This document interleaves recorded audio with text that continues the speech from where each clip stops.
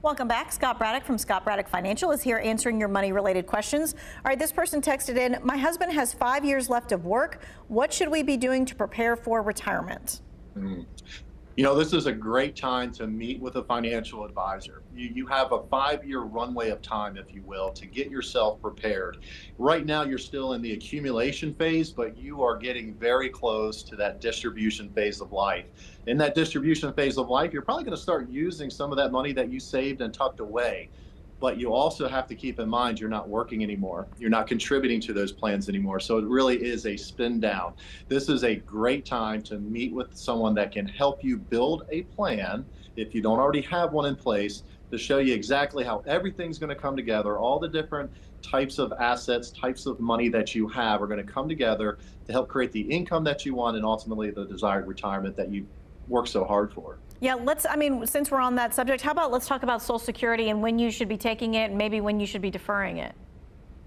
Well, sure. You know, this is a good time to talk about that with inflation, too. So 62 is the earliest age in which you can start Social Security. However, they love to reduce you for taking it early. You're only going to receive 100% of your benefit if you, in fact, wait to your full retirement age. And that's going to be different depending upon the age that you are, the year in which you were born. 67 is the highest as of right now. So only at 67 would you be entitled to 100% of your benefit. Typically, you're seeing from 62 to your full retirement age, about 30% increase in your payment. So the longer you delay, the better. And one last tip with Social Security, from full retirement age to age 70, you receive an automatic 8% increase each year you delay. Plus any cost of living adjustments that's offered during that time is compounded in. So folks that happen to be in that little arena right now, the cost of living adjustment was 8.7%.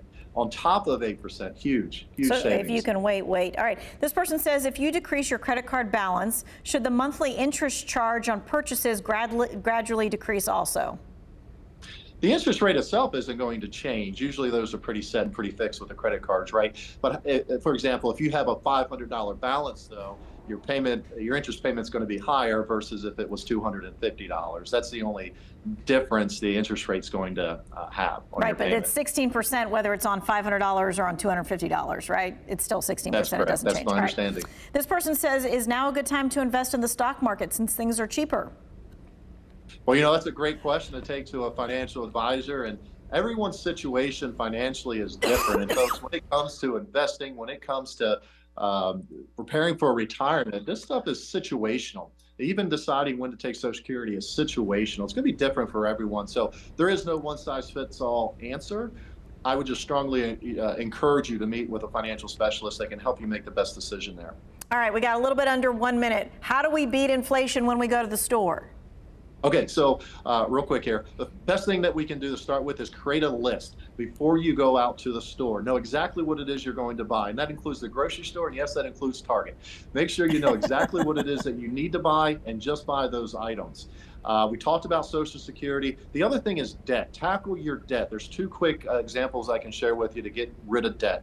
First is the avalanche method, highest interest rate to lowest, snowball effect, least balance to the highest balance. Both of those create great momentum. I love that you really made a point to make sure that we knew that when we walk into Target, we get stuff that we're not supposed to get. You can relate to that, right? We can all relate to that. Only buy what's on your list. Thank you so much, Scott. We appreciate it. You can find all of today's answers and resources helping out your finances on our website. Just go into the Who Wants to Know section.